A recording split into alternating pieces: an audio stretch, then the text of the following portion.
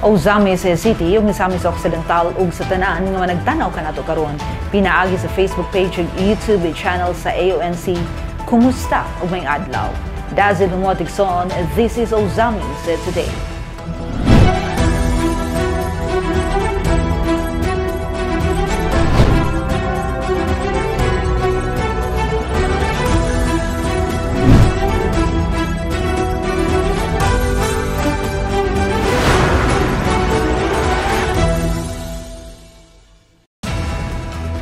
Sa ato ang mga headlines.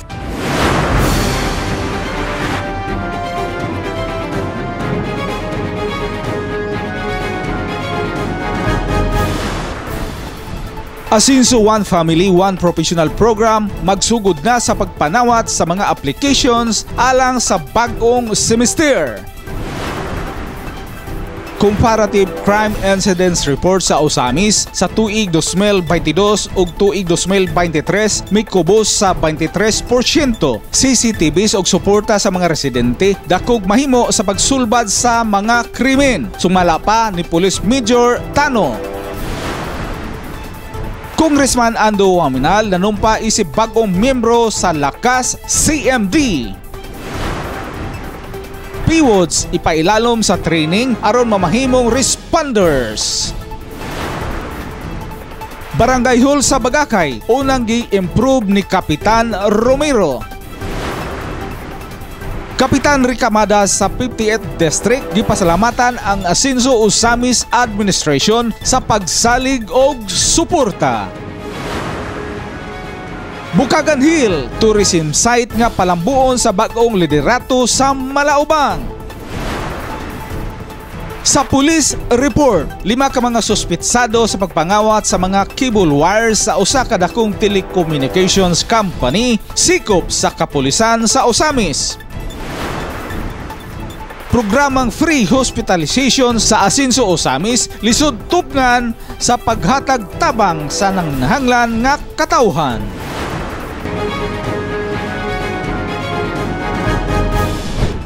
Kini ang mga detalye sa Ozamis Today.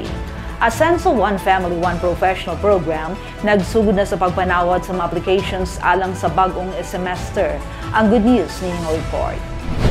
Sa pagsugod sa bagong semester, magsugod na sa buga-dawat ang Asinso Ozamis Administration sa mga applications alang sa Asinso One Family, One Professional Program. Kini ang good news nga gipaabot ni Ozamis City Mayor Attorney Henry Indy Waminal Jr. ngadto sa mga estudyante o maginikanan sa usa ka post sa iyang official Facebook page. Ang Asinso One Family, One Professional Program maghatag sa matag beneficiary sa tag 5,000 pesos matag bulan o 25,000 pesos matag semester nga educational assistance. Adunay 1,200 ka mga available slots nga sumala pa sa mayor will be guided by the order of priority sa pagpili sa mga aplikante apan ikonsidera usab kadtong mga nanginahanglan gayud sa tabang. Nakapost sa page ni Mayor Indy ang requirements sa pagpili sa mga grantees. Una, duly filled up application form with 2x2 ID picture in white background. Barangay Residency Certificate, certification from MSWDO, CSWDO,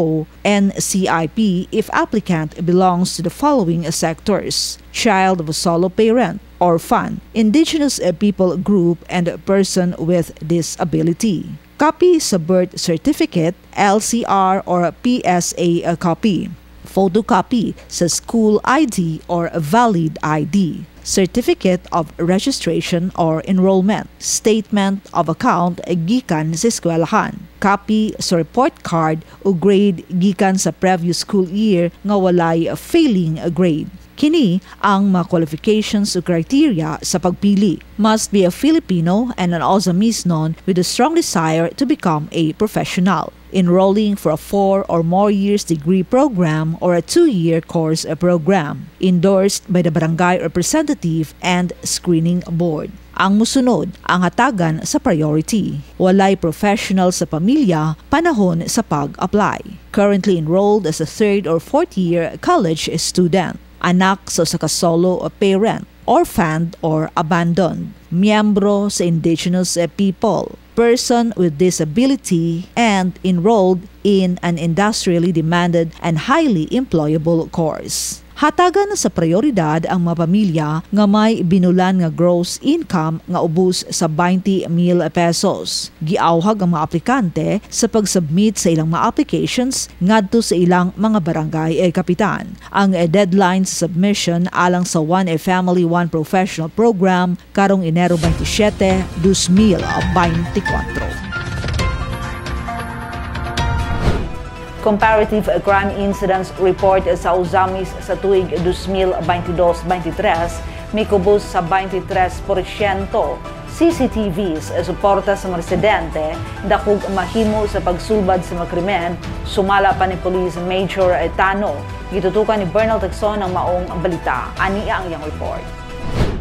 Gibutyag ni Acting Ozamis City Police Station Chief Police Major Dennis Piñastano at tubangan sa officers and sectoral representatives na mitambong sa Peace and Order and City Anti-Drug Abuse Council meeting dili pa lamang dugay nga may kubos sa 57 ka krimen o 22.24% ang total nga gidaghanon sa natalang nga krimen sa tuig 2023 kung ikumpara kini sa na-record nga mga krimen sa tuig 2022. I'd like to take this opportunity nga magpasalamat gyud sa makanunayang support sa local government unit of Ozamis under Mayor Indy Waminal and sa ato pong City Council for the support also, and to all of us here from the business sector, sa atong mga employee and mga law enforcement units nga ning tabang pod sa inyuhang kapulisan.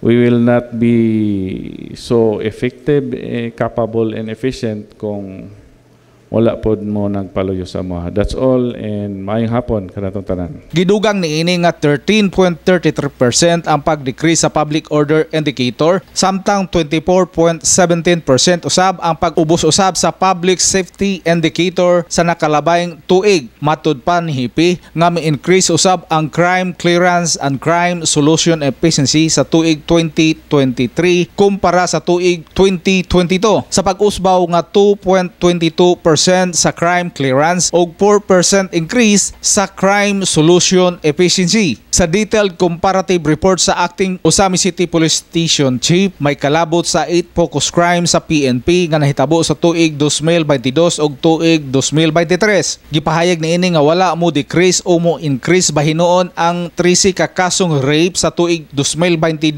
ug tuig 2023. So, asyon ang rape na to is equal. Kung unsa to ka kuan sa una, maura gid gihapon karon, no? So 13. Actually, this is a running figure kay naatay mga late reported nga mga rape incidents. And ang positive pod nga side ani niya is ang ato ang mga victims they come up na and they trusted our police to report the crime.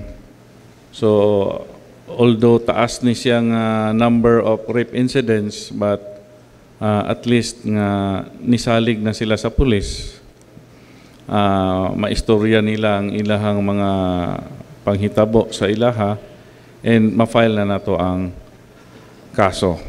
Pero medyo na alarma si Hipi sa kasong homicide nga gilambigitan sa mga nakainom ng mga residente sa mga barangay sa syudad. Iyang gipangayo ang tabang sa mga barangay kapitan para malikayan ang posibleng mahitabo unyang mga problema. So another increase in our incident is the homicide incident. So kaning homicide na to is with the use of a bladed weapon gani siya. So kaning duha ka insidente nag-involve gyud ni siya og bladed weapon while the victim and the suspects are kanang in drinking session. So diri ko magpatabang gyud ko sa mga barangay captains nato ani nga kung mahimo kung naatay makita sa ato ang barangay nga beyond the reach of our mobile patrollers, kanang sa mga iskinita, kung makita nato nga hubog na or katong mga potential maoy nga mga tao, itawag na nato daan sa kapulisan, not necessarily nga to arrest, but ato nang i-disperse para dili na makahatag pa og kanang kagubot sa ato ang lugar. So another is physical injury, same as homicide, nagkasumbagay kay tungod sa inom ra gihapon. Naatay increase of 3 incidents. Other than that, nag-decrease na ta sa robbery, theft, and carnapping. Although ang ato ang carnapping na atay occurrence nga 1 incident last month, but pending for under investigation pa siya kay murag na ay gray area sa investigation kay aside from dili pa fully paid ang motor, ang circumstances sa iyang pagkawala is gibilin ang yawi sa motor mismo. So mo na carnap siya. Sa susamang higayon, gipahayag usab sa hipis sa kapulisan ang accomplishment sa Osamis PNP sa nakalabing tuig sa pakigtambayayong sa 2nd Provincial Mobile Force Company, Osamis PNP Maritime Police Station, Philippine Drug Enforcement Agency kun PDEA, and other law enforcement units. May kalabot sa implementation sa search warrants, campaign against loose firearms, anti-illegal drugs, bypass operations, illegal fishing, warrant of arrest against warranted persons, illegal gambling, enforcement of local ordinances, Oplan Bakal Sita, spot checkpoints, PCR activities, barangayanihan program. Lakip na usab sa report ni Major Tano ang pagkadakop sa most wanted person in Osamis City Police Station nga si Vicente de la Rosa Anotado Jr. aka Bantam. Matud pa nga si Bantam ang nadakpan didto sa Cavite. Samtang gihisgutan usab ni Major Tano ang significant accomplishment sa Osamis City Police Station, may kalabot sa Gaisano robbery incident nga nagresulta sa pagkadakop sa 5 ka mga empleyado sa piryahan nga nahimutang duol sa Gaisano nga maoy suspects sa pagpanglungkab sa nasangpit nga mall. Nasairan nga mokabat sa 39,572,471 cash and jewelries ang nakawat sa mga suspitsado matud pa sa hipis sa kapulisan. Lakip niini ang cash gikan sa Metrobank ATM nga mokabat sa 752,800 pesos. 781,903 pesos nga cash o 29,956,176 pesos worth of jewelries gikan sa Oro Italia Jewelry Shop, ngon man ang 1,736,496 pesos cash plus 6,345,096 pesos worth of jewelries gikan sa GKC Jewelry Shop. Mao ni among assessment atong sa robbery incident. So we believe na naagihapoy mastermind kay base sa amo ang interview or custodial debriefing sa mga arrested suspects, compartmentalize ang ilahang knowledge sa operasyon. So katong mga digger, ang ilahang nahibalan is up to nga sudlon lang ang Gaisano. As to the target nga establishment, wala sila kabalo.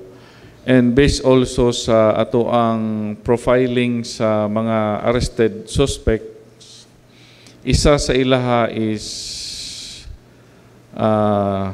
ang mama niya is nakapuyo dugay na sa annexed and was married before sa usapod ka personality nga linked to Renato Parohinog. So, murag one of the bodyguards of Renato Parohinog ang nakalibin siyang mama. And at present, Ang live-in sa iyang mama is the high-ranking mayor of San Ramon Penal Colony. So, dili na mo ma-discount nga possible na ay mga laya sa termite gang nga gi-connect niya sa iyang anak nga possible moray gihimong cover up or story ang peryahan para lang gyud maka-access sa katong Gaisano Mall. Gipropose usab sa hipi sa Osami City Police Station nga unta mahatagan og pagtagad sa Osami City LGU ang iyang request and recommendation nga malakip unya sa requirements sa paglukat sa business permits sa mga negosyante ning syudad ang pag-install og CCTV sa ilang mga balay patigayon. Tungod kay matud pa sa hipi, dako kining ikatabang unya sa paggukod ug pagdakop sa mga malapason sa balaod. Alang sa Osamis Today, ako si Bernald Dixon. Salamat, Bernald. Congressman Ando Waminal nanumpa isip bagong miyembro sa lakas CMD. Anyang maditalye. Padayon nga mikusog ang presensya sa lakas Christian Muslim Democrats kung lakas CMD sa House of Representatives uban sa pag-welcome iniini sa bag-o nga mga miyembro. Martes, Enero 23, 2024 sa dihang inanumba at ubangan ni lakas CMD President ug House Speaker Martin G. Romualdez ingon nga new member si Congressman Ando Waminal sa usa ka simple nga seremonya sa Batasan Complex, Quezon City. Sumala pa sa post sa 2nd District Congressman para sa Distrito 2 para sa mga misa-misnons. Ang oath-taking usa ka simbolo sa pasalig sa usa ka bag-ong miyembro sa vision sa partido. Una nang mipahayag si Speaker Romualdez sa kadasig sa pag-welcome sa mga bagong miyembro sa lakas CMD nga mipaklaro sa commitment sa partido sa panaghiusa ug pakig-tambayayong sa paningkamot niini alang sa usa ka mas maayong Pilipinas. Pahayag pa niya ang ilang partido o sa kakoalisyon sa dedikado nga mga public servants nga nagkahiusa ang tumong to serve the Filipino people with integrity and dedication. Gidugang pa ni Speaker Romualdez, lakas CMD remains steadfast in its dedication to nation building and looks forward to the contributions of these new members in shaping the future of the Philippines. With unity, diversity, and shared values as its cornerstones, lakas CMD is poised to continue its legacy of service to the nation. Ang oath-taking ni Congressman Ando gisaksihan ni lakas CMD Executive Vice President Manix Delipe, lakas Secretary General Congressman Juboy Aquino ug uban pang mga kongresista sa lakas. Piwood si pailalom sa training aron mahimong responders. Anyang report ni Leoncio Midalio. Adunay proposal si Local Government Operations Officer Ejel Bidra ngadto ni Osami City Mayor Attorney Henry Indy Waminal Jr. ang kabahin sa mga PWODs kon person who use drugs sa dakbayan sa Osamis nga ipailalom sa gitawag nga Duterte kon drug user to emergency responders training nga diin ang mga PWODs mahimong responders sa ilang matag barangay.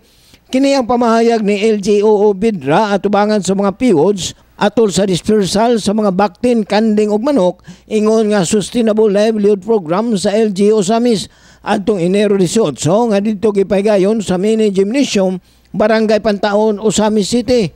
Sumala pa ni Bidra nga bisan kinila nga mga pamaagi nga ang mga PWODs makahatag og tampo sa komunidad human sila makadawat sa mga ayuda ug livelihood gikan sa administrasyon og natabangan nga magbago sa ilang kinabuhi human sila migamit sa ginadiling droga. Matod pa ni Bidra nga human sila mailalom sa training makahimo gilayon sila sa pagtabang kung adunay mga panghitabo ingon nga responder. Ilabi na kung adunay madisgrasya sa kadalanan kung aduna sila kahibalo posibleng makaluwas sila og kinabuhi.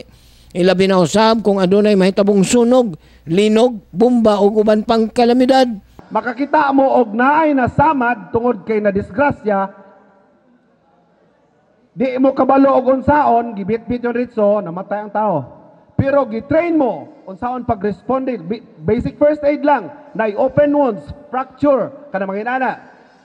Kung na-train mo or nakabalo mo, makasave mo og kinabuhi. Kung i-train mo o naka-undergo mo og training about fire suppression, kay apil ni sa disaster responder. Unsay inyong himuon kung naisunog? Unsay inyong, dili man na ninyo inyong tayhupan dito or mapalong, pero naamoy dako kayong role sa crowd control daan. Sa sunog na. Kung earthquake, unsay inyong himuon? Natudluan gyapon mo kung sa inyong himuon. Katong earthquake nga natural. Kung naay bomba, unsay inyong himuon? Makabalo ka kung unsay imong himuon kung naay bomba ibutang naa diri sa gym. Unsa may itong himuon? Muna tudluan mo, isip mga responder. Gido kang panibidra nga gawas nga nagbag-o na sila sa ilang kinabuhi ang mga PWODs, makatabang pa sila diya sa komunidad kung adunay kahibalo, makatabang sa pagmintinar sa kahusay ug kalinaw diya sa ilang barangay. Dako kay mong ikatabang sa barangay, sa komunidad, pagmintinar daan sa peace and order, kung naay kalamidad ug unsay atong himuon, dako kay mo mapulos sa barangay. No? Ang tawag ani community involvement. Aron dili lang kay nagbag-o mo, kung dili nakatabang pa mo. Gilaw man ni Midra nga masugdan karong tuiga ang pagbansay sa mga PWODs kadtong nakahuman o nakagraduar na sa gipagayong Community-Based Drug Rehabilitation Program kon CBDRP. Maghimo mi og module ana. Aron by this year maka-start ta og training sa mga PWODs nga katong ni underwent na o naka-undergo na og CBDRP. Alang sa Usamis Today, ako si Leoncio Medallo. Salamat Leoncio. Barangay Hall sa Bagakay unang gi-improve ni Kapitan Romero at ang duwaton report ni Adoni Dicena. Mas komportable o hamugaway na karon ang sulod nga bahin sa multipurpose hall sa Barangay Bagakay human kini gipalambo. Matud pa sa bag-ong miserbisyong kapitan sa Bagakay, Kapitan Nina Fe Romero, nga unang gihatagan og pagtagad sa iyang unang bulan sa pagserbisyo ang Barangay Hall aron sa tuyo nga mahatagan og maayong akomodasyon ang mga residente nga mokuha og mga dokumento sa barangay sama sa mga sidula o clearances. Mas luag na kini og air-conditioned na karon kon itandi sa miaging panahon. Gikan sa kalambuan sa nataran, ipalapnag og hinahinay ni Kapitan Nina Fe Romero ang maayong serbisyo o kalambuan sa tibok ginsakupan sa Barangay Bagakay sama sa dugang pagpalambo sa mga barangay road o mga suga aron hayag panahon sa kagabhion. Kumpiyansa si Kapitan Nina Fe Romero nga mas daghan pa ang kalambuan nga masinati sa iyang barangay gumikan sa padayong suporta sa Asenso Usamis Administration nga gipanguluhan ni Mayor Indy Waminal og pag-abag usab ni Congressman Ando Waminal o Governor Henry Waminal. So una paglingkod namo no isip barangay kapitan no una na kung gitagag prioridad mo ang among opisina kay sa una gamay kimi opisina sa ubos no karon habugaway na ang among opisina aduna na kami session room aduna na kami office sa punong barangay na nami opisina para sa among mga katawhan nga maglukat og mga certification so hamugaway na, bugnaw, o lapad-lapad na siya dako-dako na. So, ang ikaduha po no, alayon karong bulana mao ang pag lukat og mga business, renewal of business permit no sa katong bag-o nga nag-open sa ilang negosyo. So amo ang gina-encourage sila bina sa among barangay Bagakay no nga mag-renew jud amo jud silang gi-monitor no gi-encourage nga giadtuan na mo nga maglukat na og mga business permit o mag-renew na so diri mo ani sila sa barangay maglukat sila og sedula o katong barangay clearance isip requirements sa syudad and then giadtuan na po na mga business establishment nga maglukat og sidula so dito mi gahapon sa MUMC 200 ka personnel almost 200 ang ilang mga personal dito sa amo nang gikwaan. Humana. Alang sa Usamis Today, Adoni Dicena reporting. Salamat Adoni. Kapitan Ricamada sa 50th District, gipasalamatan ng Asenso Usamis Administration sa pagsaligog suporta. Aniya si Glenn Ray Roluna alang sa Maritalye. Kinasing-kasing nga gipaabot ni Barangay 50th District Kapitan Evelyn Ricamada sa ang pagpasalamat ngadto sa Asenso Administration sa pagpangulo ni Governor Henry Wominal, Congressman Ando Wominal ug Mayor Indy Wominal Jr. tungod sa ilang way paglubad nga suporta ngadto kanila sa Barangay 50th District sa paghatod sa mga importante nga serbisyo ngadto sa mga katawhan sama na lamang sa mga nagkadaiyang free social services, scholarship programs ug daghan pang uban nga lakip sa mga nagkabenepisyo nini ang mga katawhan sa Barangay 50th District.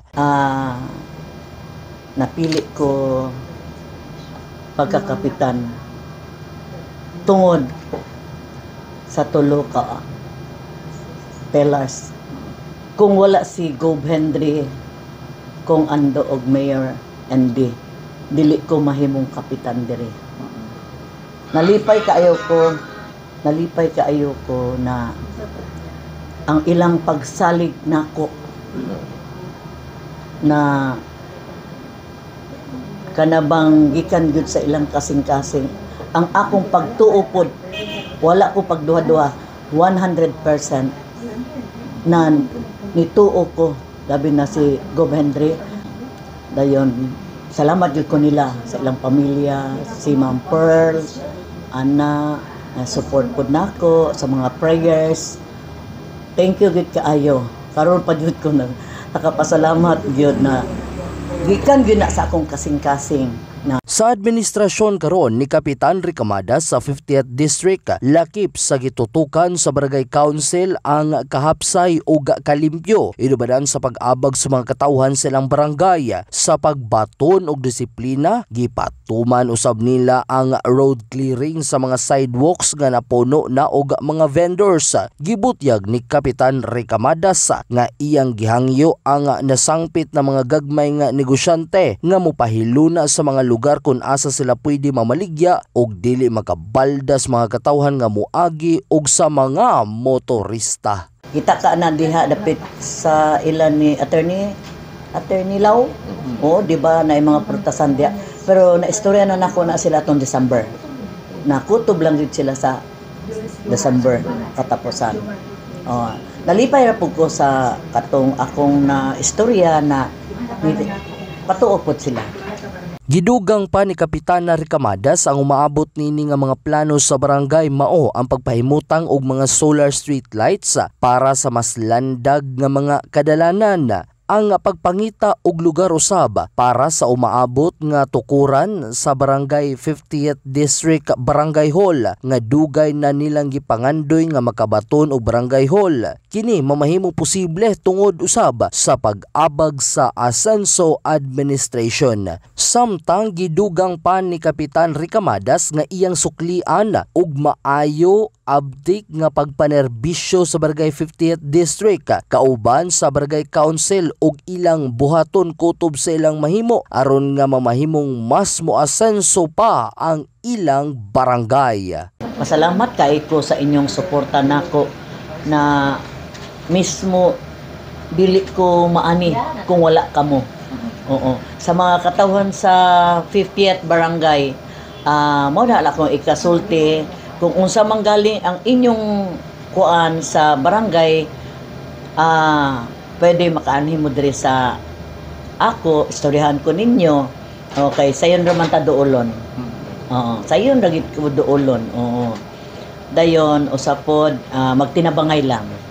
Sabton lang pod ninyo unsa ang among mga kuan diri sa barangay. Alang sa Ozamis Today, kini si Glenn Ray Ruluna. Salamat Iglan. Bukagan Hill Tourism Site nga palambuon sa bag-ong liderato sa Malaubang. Ibalik ka lang sa report si Adoni Licena. Ipadayon ni Kapitan Chris Maghanoy ang pagpalambo sa makasasayanong Bukagan Hill isip umaabot nga tourism destination sa Barangay Malaubang. Matod pa sa kapitan nga dili na kaayo siya magproblema sa project proposal labi na sa mga detalye niini gumikan kay naanay plano si kanhi kapitan nga karon konsehal na sa syudad sa Olo Salvador. Ang pagpadayon sa maong proposed project hagit alang kaniya gumikan kay dili hamay ang proyekto isip bag-ong amahan sa barangay.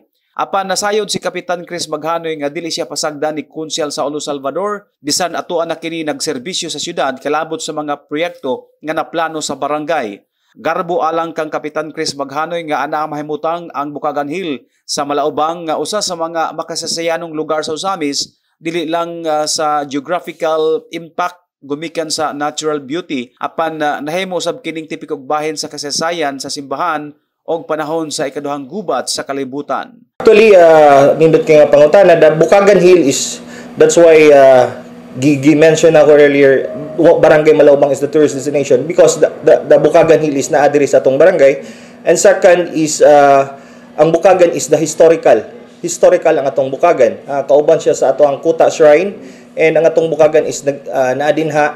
So, isa na sa among gipangayo nga request, especially sa atong barangay development plan, gi-appeal na ko na diha nga soon basin di ay makitaan sa atong mga 3 pillars ni Mayor, ni Kong, tsaka ni Gov na ma-develop ang maong area. I know si Gov, one of the plans is nga iyahang ipapalapdan pa ang tourist destination sa Misamis Occidental. That's why we are hoping na basin matagaan og pondo ang ato ang Bukagan Hill. Alang sa Osamis Today, Adonai Desina reporting.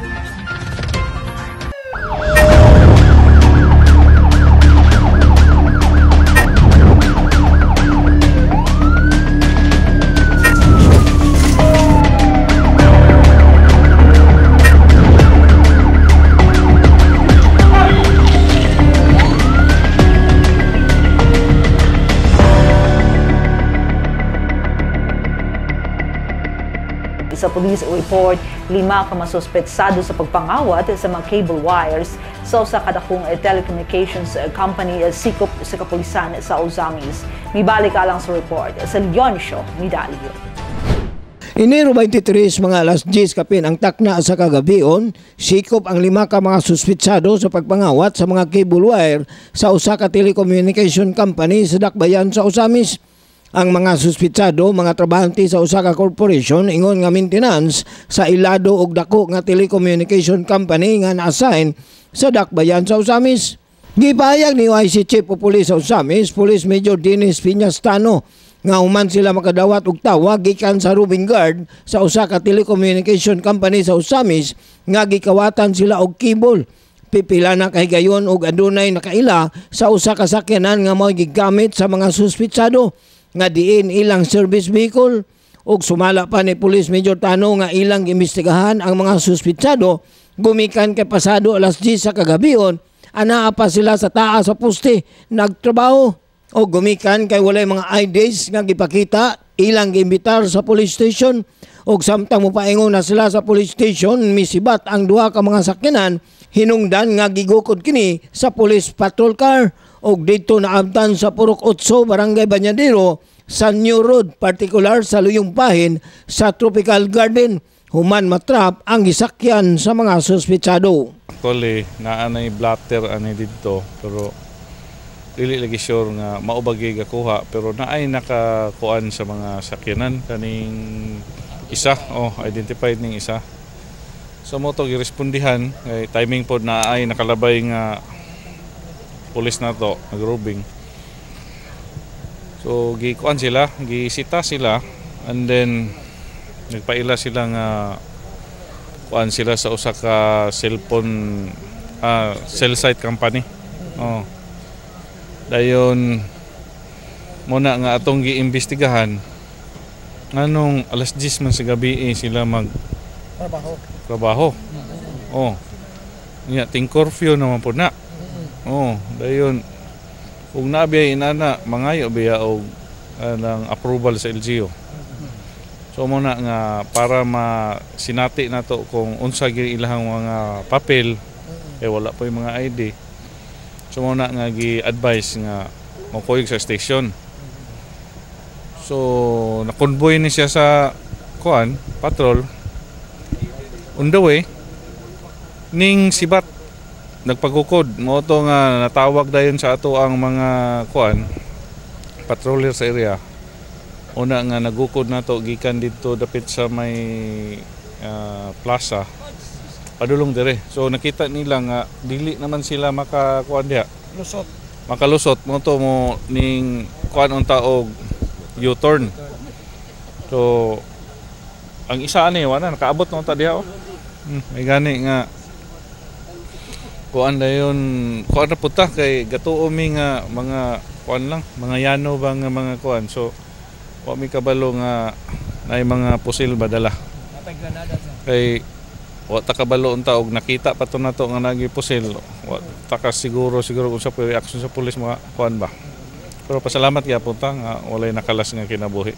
Maglisod gyud ta og sita kay mura man pod og mga taga kuan gyud, taga cable or taga gawa siguro og taga milsi kay di ta matingala nga naa na poste ga kuan sa kasaka gabas-gabas. Unya kay kani kuan ra pud kayo, kugihan ra pud kayo nga unsa namang orasa alas 10 na ga tuwa pa atong poste ga suga-suga. Ang 5 ka mga suspitsado na ilangan si Noel Sausa E. Ohaylan, 38 anyos, residente sa Purok Pichay, Barangay Bigong, Tigbaw, Zamboanga del Sur, og team leader sa grupo. Raymond Suliano E. Dikit, 27 anyos, usa ka lineman og residente sa Tigbaw, Zamboanga del Sur. Elmer Katubay E. Emno, 25 anyos, usa ka lineman og residente sa Barangay Bigong, Tigbaw, Zamboanga del Sur. Bimbo Baradero E. Himilian, 25 anyos, usa ka splicer og residente sa Barangay Nilo, Tigbaw, Zamboanga del Sur. Og si Raymond Martortor E. Sarabia, 47 anyos, usa ka driver og residente sa Barangay Lupagan, Clarin, Misamis Occidental.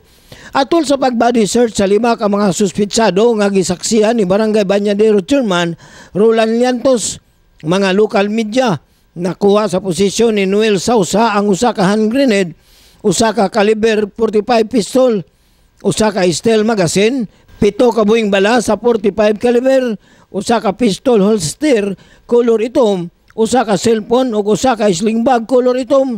Samtang nakuha sa posisyon ni Raymond Suliano ang usa ka 38 revolver, 5 ka buing bala, usa ka cellphone ug pitaka. Nakuha usab sa posisyon ni Elmer Katubay ang usa ka 38 revolver, 5 ka buing bala, usa ka cellphone. Samtang nakuha gikan kang Bimbo Baradero ang usa ka 38 revolver, 5 ka buing bala, usa ka cellphone ug usa ka mini Haksu. Og nakuha gikan kang Raymond Martortor ang usa ka caliber 45 Colt pistol, usa ka steel magazine, 5 ka buing bala, usa ka pistol holster, usa ka cellphone, usa ka pitaka color itom og driver's license. Sumala pa ni Police Major Tano nga magatubang sa 3 ka kaso ang 5 ka mga suspitsado: ang disobedience to person on authority, illegal possession of firearms og theft kon pagpangawat sa mga kable. Ang 2 ka service vehicle sa mga suspitsado ana karon sa kustodiya sa kapulisan ug ang 5 ka mga suspitsado ana sulod sa temporary detention cell sa Osamis Police Station.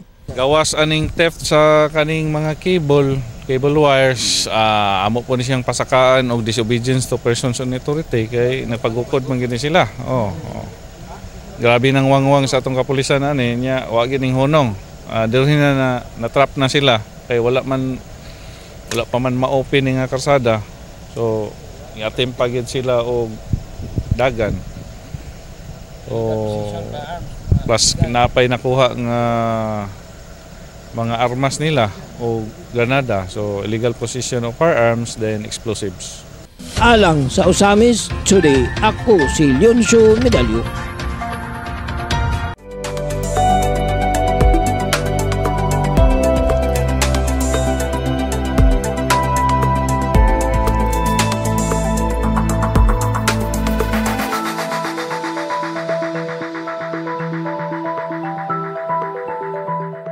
Programang free hospitalization sa Asenso Osamis lisod tupngan sa paghatag tabang sa ninghanlan ng katauhan.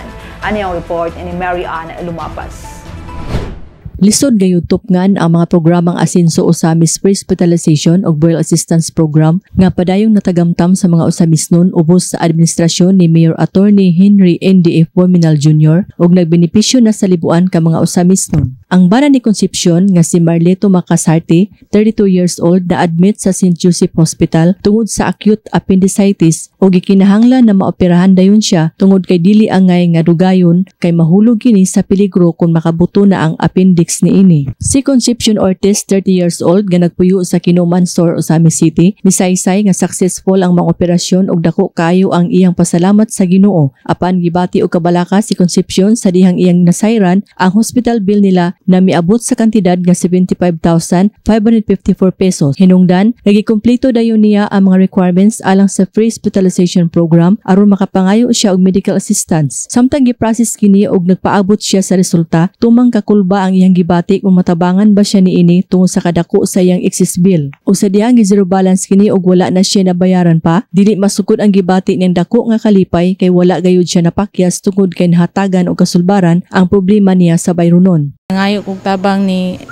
Mayor Indy sa akong problema sa hospital bill sa akong bana nga naoperahan sa kuan kaning appendix dayon kuan kaning na sulbad ra gyud akong problema sir sa kuan kaning akong hospital bill nga kantidad og 75,000 kapin kay kuan na zero balance man gyud nila akong bill sir. Mura ko na kuan na balaka pa ko nga mo na then wala ko nag-expect nga masero karon na liud ako kay kung kalipay sir nga na zero balance akong kuan sir dako gyud kay katabang ang team asenso sa kuan bill sa kuan St. Joseph Hospital sir. Gumikan sa hugot nga pagpatuman sa good governance ug zero corruption nga pagdumala sa asenso Osamis administration ug tungod sa maayong pagmanage sa panudanan sa dakbayan sa Osamis, ang kwarta gikan sa buhis sa katawhan gibalik ra usab sa katawhang Osamisnon pinaagi sa nasangpit nga mga programa. Sobra dako jud kay kung salamat sa ni Mayor Indy ni Gob ando og sa iya mana si Henry. Mayor Indy, salamat kaayo sa imuhang programa sa asenso. Dako kaayo siya katabang sa ako sa hospital bill sa akong bana nga naoperahan og appendicitis. Sulbad akong kuan kaning problema jud sir. Salamat jud kaayo Mayor. Alang sa Osamis Today, ako si Mary Ann Lumapas.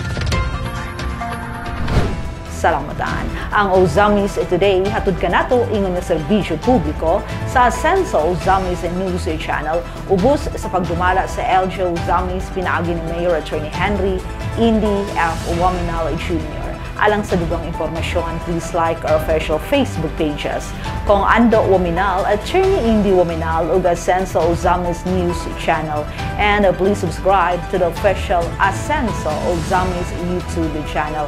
And yes, naka-stream live no subs sa atong official YouTube channel ang mga programa sa AONC. Sa ngalan sa tibukang AONC team, Leoncio Medalio, Bernal Texon, Adoni Vicena, June Purgatorio, Ares Carpio, Kim Tangaro, Macjul Malinis, Mary Ann Lumapas, Xander Dalid ug si Glenn Ray Roluna sa Misamis News Network.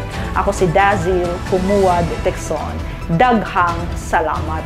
Padayon Asenso Osamis, Asenso Segundo Distrito, Asenso Misamis Occidental.